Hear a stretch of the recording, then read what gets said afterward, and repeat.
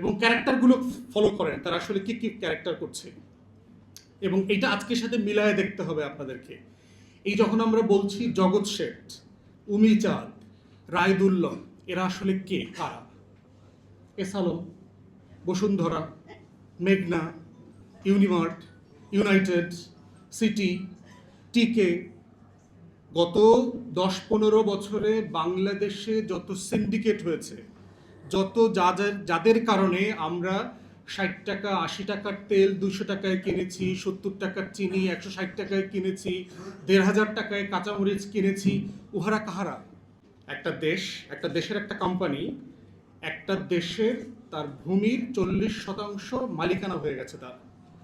তাহলে এখন আপনি চিন্তা করেন সেই দেশটা আসলে এখন কোথায় আছে, এবং হয়ে যাওয়ার পরে সে কি করছে? সে কি শুধু আসলে কলার চাষ করতেছে, না সে আসলে দেশের রাজনীতি, দেশের অর্থনীতি, কে ক্ষমতায় যাবে যাবে না, এগুলো তো নিয়ন্ত্রণ করবার চেষ্টা করছে। 1952 সালে একজন লেফট লিনিয়ান দেশপ্রেমিক একজন মানুষ ক্ষমতায় আসলেন, এসে এই ইউনাইটেড ফ্রুট ফার্মের উপরে ইনজাংশন দিলেন তাদের ব্যবসা এক্সপানশনের ব্যাপারে। দ্বিতীয়ত হচ্ছে যেগুলো তারা জমি কিনেছে কিন্তু কলার চাষ করছে না, সেগুলো আবার ন্যাশনালাইজ করে নিয়েছেন। ট্যাক্স আরোপ করছেন যেন জনগণকে, তারা ট্যাক্স দিত না। চিন্তা করে দেখেন, এত ম্যাসিভ একটা কোম্পানি, তারা ট্যাক্স দিত না।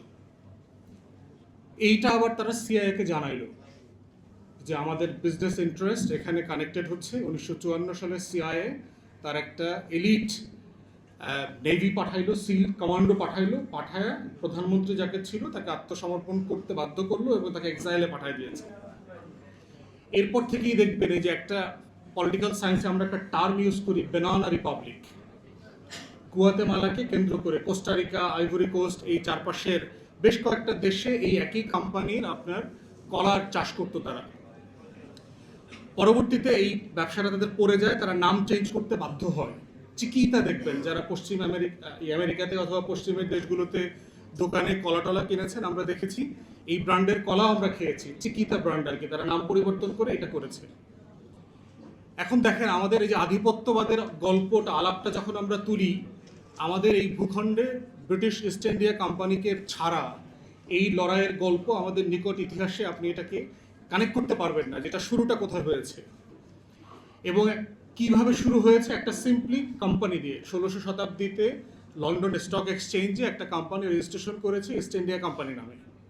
তারা আসছে বাদশাহ আলমগীরের কাছে ব্যবসা করবার জন্য অনুমতি চেয়েছে, জায়গিরদারের মতো, যে আমরা আমাদেরকে একটা জায়গা দেন, আমাদের এই পোর্ট ব্যবহার করার অনুমতি দেন, আমরা এগুলো করবো, আপনাকে এত টাকা দিব বছরে, এবং আমরা জিনিসপত্র দেশের বাইরে এক্সপোর্ট করবো, ইংল্যান্ডে ইউরোপে নিয়ে যাবো আর কি। সিম্পল জিনিস, আপাত দৃষ্টিতে মনে হয়েছে কোনো সমস্যা নাই, কিন্তু ব্যবসাটা করতে করতে কোথায় গেল? ইনফ্যাক্ট এই ইস্ট ইন্ডিয়া কোম্পানি 1600 শতাব্দীতে এখানে আসছে, ইউরোপের অনেকগুলো দেশের সাথে সে ইন্ডিয়াতেই যুদ্ধ করেছে, পর্তুগিজদের সাথে যুদ্ধ করেছে, ডাচদের সাথে যুদ্ধ করেছে, তারপরে হচ্ছে ফ্রেঞ্চদের সাথে যুদ্ধ করেছে।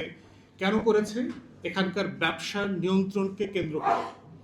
এবং এই নিয়ন্ত্রণ নিতে নিতে একটা জায়গাতে এসে 1757 সাল হয়ে গেছে। আপনারা জানেন যে এখানকার যারা উচ্চবর্ণের হিন্দুরা ছিল, ব্যবসায়ীরা ছিল, যারা প্রচণ্ড নবাব বিরোধী ছিল, মুসলিম শাসনের অধীনে তারা মনে করছে যে আমাদের দম বন্ধ হয়ে যাচ্ছে, তারা সবাই মিলে এই ইস্ট ইন্ডিয়া কোম্পানির সাথে একত্রিত হয়ে একটা চক্রান্ত করলো, যেটা আপনি দেখবেন যে ওয়াটসন কনস্পিরেসি বলে আর কি। জগৎ শেঠ, মীর জাফর, উমি চাঁদ এবং ওয়াটসন নামে একজন ব্রিটিশ ইস্ট ইন্ডিয়া কোম্পানির কর্মকর্তা, সিভিল সার্ভেন্ট, যে কোনো ফর্মে বলেন, তারা সবাই মিলে কলকাতায় এই খিচুড়িটা পাকিয়েছে যে নবাবকে, সিরাজউদ্দৌলাকে কিভাবে এখান থেকে সরাতে হবে, এবং ক্যারেক্টারগুলো ফলো করেন তারা আসলে কি কি ক্যারেক্টার করছে, এবং এটা আজকের সাথে মিলায়ে দেখতে হবে আপনাদেরকে। এই যখন আমরা বলছি জগৎ শেঠ, উমি চাঁদ, রায়দুল্লহ, এরা আসলে কে, কারা? এসালম, বসুন্ধরা, মেঘনা, ইউনিমার্ট, ইউনাইটেড, সিটি, টিকে, গত 10-15 বছরে বাংলাদেশে যত সিন্ডিকেট হয়েছে, যত যাদের কারণে আমরা 60 টাকা 80 টাকার তেল 200 টাকায় কিনেছি, 70 টাকার চিনি 160 টাকায় কিনেছি, 1,500 টাকায় কাঁচামরিচ কিনেছি, উহারা কাহারা? অতএব নতুন করে কিছু ঘটছে না। আমরা যারা হিস্ট্রিতে দেখেছি এই এক্স্যাক্টলি সেম জিনিসগুলো নতুন রূপে আসছে। ওয়াটসনকে, ওয়াটসন হচ্ছে আমার আমার আমার দাদা, ওপারে থাকেন, যেখানে যার দরগায় এখন আমার মাননীয় প্রধানমন্ত্রী বসবাস করছেন। তাহলে আপনি দেখেন বিষয়টা কি, আপনি যদি সিম্পলি ওয়াটসনের জায়গায় দিল্লিকে, মোদিকে, বিজেপিকে রাখেন, আর জগৎ শেঠ, উমিচাঁদ, রায়দুল্লভ, কৃষ্ণপদ চৌধুরীর জায়গায় যদি আজকের এই অলিগার্কদেরকে রাখেন, আপনি দেখবেন যে একটা নতুন করে 1757 সালের মধ্যেই আসছি। আমাদের 1757 সালটা অনেক লম্বা হয়ে গেছে, অনেক লম্বা, এবং এটা শেষ হচ্ছে না। এবং এই প্রক্রিয়াতেই দেখবেন, আপনি এখন মিলায় দেখেন যে আমরা যখন এনার্জি সভরেনিটি নিয়ে কথা বলছি, এনার্জি সিকিউরিটি নিয়ে কথা বলছি, অ্যাট এ টাইম যেখানে বাংলাদেশ সরকার তার হিস্ট্রিতে সবচেয়ে প্রফিটেবল রাষ্ট্রীয় ইনস্টিটিউশন বিপিসিকে প্রাইভেটাইজ করার চিন্তা করছে। তার তেলের সরবরাহ, গ্যাসের সরবরাহ, কেনা বেচার একটা মার্কেট শেয়ার সে বসুন্ধরাকে দিতে চাচ্ছে, অথবা তার পছন্দের অন্য কোনো কোম্পানিকে দিতে যাচ্ছে। অথচ এটা কিন্তু একটা প্রফিটেবল ইনস্টিটিউশন। অথচ আমাদের প্রায় 80-র উপরে কোম্পানি আছে বিসিআইসির অধীনে, যারা দেখবেন হিউজলি মানে লস এন্টারপ্রাইজ। আমাদের বিমান, আমাদের ন্যাশনাল রেলওয়ে যেটা আছে, আমাদের জাতীয় রেলওয়ে, এরকম অসংখ্য কোম্পানি আছে, কিন্তু এগুলোকে প্রাইভেটাইজ করার কথা আলাপ হচ্ছে না কেন? আপনি তেল গ্যাসে ঢুকছেন কেন? কারণ হচ্ছে ন্যাশনাল রেলওয়েটা যদি আমার কোনো শত্রুর কাছেও চলে যায়, সে আসলে আমার সর্বোচ্চ কী ক্ষতি করতে পারবে? আমি যেখানে ঢাকা থেকে চট্টগ্রামে 4 ঘন্টায় যাওয়ার কথা, আমাকে 8 ঘন্টায় নিবে, আমি খেপবো, আমি মারামারি করব, আমি ট্রেনের বগি জ্বালাই দেবো, এই সর্বোচ্চ তো করবো রিয়াকশন। তেল গ্যাস যদি না থাকে মার্কেটে, তাহলে কি কি হতে পারে? আপনি শুধু এটার কনসিকুয়েন্স একটু চোখ বন্ধ করে চিন্তা করেন যে বাংলাদেশ লিভিং ইন 1600, কোথাও কোনো বিদ্যুৎ নাই, কোথাও কোনো গ্যাস নাই, every company reliant on power has been shut down, কারণ সিপি নাই, কোনো আনএমপ্লয়মেন্ট নাই, সব জায়গা থেকে ছাঁটাই চলছে, ওভারনাইট কোটি কোটি মানুষ বেকার হয়ে গেছে। আমার গার্মেন্টস ইন্ডাস্ট্রি তার যে রিকোয়ার্ড টাইমে পণ্য ডেলিভার করবার কথা সেটা সে করতে পারছে না। শুধু এটা চিন্তা করেন, ভাবেন হোয়াটস গোনা হ্যাপেন। তো সেই রকম একটা প্রফিটেবল এন্টারপ্রাইজ যেটা কোনোদিন সরকারিকরণ করা উচিত না আমাদের মতো জায়গায়, কারণ এইটা পণ্য না যে আমি এইটা জিতে দিয়ে দিলাম, ব্যাপারটা এরকম না। এটা চাল ডাল অন্য একজন কিনে নিয়ে আসলো, 10টা কোম্পানিকে লাইসেন্স দিয়ে দিলাম, এটা মেয়ার কমোডিটিস না, এটা ন্যাশনাল সিকিউরিটি আইটেম। আপনার সার্বভৌমত্বের প্রশ্ন, আপনার দেশের অস্তিত্বের প্রশ্ন, এবং সেটা দিচ্ছেন কাকে? এর আগেও তো প্রাইভেটাইজ করা হয়েছে, যাদেরকে করেছেন পাওয়ার সেক্টরে, এনার্জি সেক্টরে, ওরা কি ডেলিভার করেছে? আমরা এলএনজি সিলিন্ডার প্রাইভেটাইজ করেছি না? বলা হচ্ছে সরকার নীতিমালা দিয়ে নিয়ন্ত্রণ করবে, আগে করতে পেরেছেন? সরকার তো সিলিন্ডারের প্রাইস ঠিক করে দেয় যে 12 লিটারের এই লম্বা বোতলটা আপনি 1600 টাকায় কিনবেন ধরেন, বাজারে গিয়ে দেখেন তো আপনি সরকারের দামে কিনতে পারেন কিনা, না আপনাকে 200 টাকা, 250 টাকা, 300 টাকা বেশি দিতে হয় কিনা, তারপরও সেটা অ্যাভেলেবল না। আমরা তো প্রাইভেটাইজ করেছি আমাদের বিদ্যুৎকে। কুইক রেন্টালের নামে কি হয়েছে দেখেন, আওয়ামী আমলে সরকার বলেছে যে আমাদের প্রায় 30,000 মেগাওয়াট নাকি পাওয়ার ক্যাপাসিটি আছে, 4,000 4,500 ক্যাপটিভ পাওয়ার প্ল্যান্ট বাদ দিলে আমার তো 25,000 মেগাওয়াট প্রোডাকশন ক্যাপাসিটি থাকার কথা। তাহলে আমার সামারে কেন ঘাটতি হচ্ছে? কেন আমার এটা 14,000 13,000 মেগাওয়াটের উপরে উঠছে না? তাহলে আমার পল্লী বিদ্যুৎ, আমার পুরো গ্রামীণ এলাকা যে অন্ধকার হয়ে গেছে কেন যাচ্ছে? তাহলে প্রাইভেটাইজ করলাম, তো করার পরে কী লাভ হয়েছে? এই বসুন্ধরাকে তো আওয়ামী লীগের আমলে 16 সালে বিটুমিন প্রডিউস করবার জন্য লাইসেন্স দেওয়া হয়েছিল। তার বাই প্রোডাক্ট হিসেবে ডিজেল এবং ফার্নেস অয়েল সে প্রডিউস করে মার্কেটে কেনাবেচা করার অনুমতি সে নিয়ে নিয়েছে। তারপরে কি হয়েছে? একই প্রোডাক্ট যারা আনতেন বাংলাদেশে ইম্পোর্ট করতেন, টোটাল মার্কেটে মনোপলি এস্টাবলিশ করে সে সবাইকে ওয়াইপড আউট করে দিয়েছে। তাহলে আপনি ট্যারিফ কন্ট্রোল করতে পারছেন না, প্রাইস কন্ট্রোল করতে পারছেন না, মার্কেটে কম্পিটিশন ধরে রাখতে পারছেন না, আমার সিকিউরিটি মেনটেন করতে পারছেন না, আপনার নীতিমালা আপনি বাস্তবায়ন করতে পারছেন না। তাহলে আপনি সব জায়গাতে ফেল করবার পরে মনে করছেন যে বাংলাদেশে যদি আবার তেল গ্যাসটা আমি প্রাইভেট করে দিই আংশিক, এটা আপনি ম্যানেজ করতে পারবেন?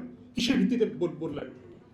তো এক্স্যাক্টলি ওই যে জগৎ শেঠ, উমিচাঁদ, রায়দুল্লভরা মিলে যেভাবে পুরো ব্যাংকিং ইন্ডাস্ট্রি কলকাতা, আপনার লর্ড ক্লাইভ ব্রিটিশ ভাইসরয় ছিল, যার নেতৃত্বে এই যুদ্ধ হয়েছে, তিনি যখন লন্ডনে ফিরে যান যুদ্ধের পরে 2টা জাহাজ ভরে শুধু গোল্ড নিয়ে গেছেন।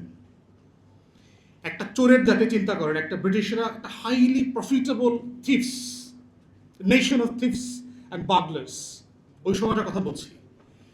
এত বড় চোর লর্ড ক্লাইভ, যে চোরেরা মিলে সংসদে আলোচনা করতেছে লর্ড ক্লাইভ এটা কি করলো, জাতির সম্মান, ইজ্জত, মর্যাদা সব নষ্ট করে দিচ্ছে। তার বিরুদ্ধে ব্রিটিশ পার্লামেন্টে ইনভেস্টিগেশন হয়েছে, ইনকোয়ারি হয়েছে, তার শাস্তি হয়েছে, তাকে পিআরএস দেওয়া হয় নাই, পরে সে স্কটল্যান্ড, আয়ারল্যান্ড ওখানে গিয়ে পিআর হয়েছে, আত্মহত্যা করতে হয়েছে ডিসগ্রেসের কারণে, অপমানের কারণে। সে মনে করলো আমি ব্রিটিশ জাতিকে, ব্রিটিশ কুইনকে এত কিছু আইনা দিলাম, আমার বিরুদ্ধে আবার এই অপমানজনক ইনভেস্টিগেশন। তাহলে আপনি চিন্তা করে দেখেন কি পরিমাণ রিসোর্স সে বাংলা থেকে নিয়ে গেছে, চুরি করে নিয়ে গেছে।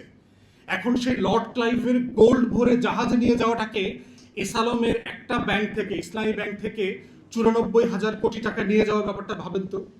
সাইপ্রাসে 30-35 হাজার কোটি টাকা নিয়ে যাওয়ার ব্যাপারটা ভাবেন তো। সাইফুজ্জামান চৌধুরীর 300-র উপরে লন্ডনে বাড়ি থাকার বিষয়টা ভাবেন তো।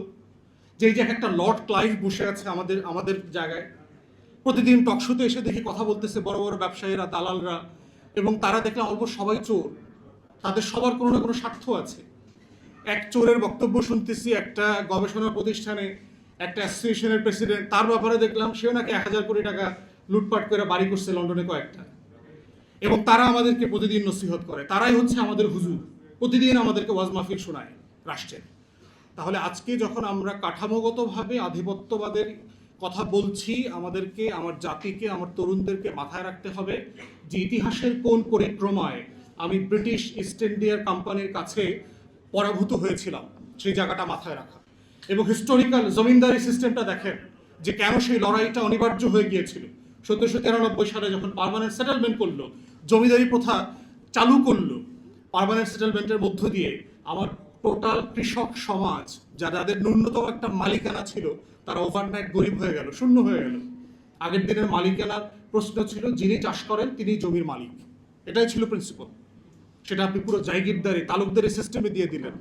তাহলে কি হলো, সেকেন্ড টিয়ারে আরেকটা ব্রিটিশরা তৈরি করলো, সেটা হচ্ছে উচ্চ বর্ণের হিন্দু জমিনদার ক্লাস।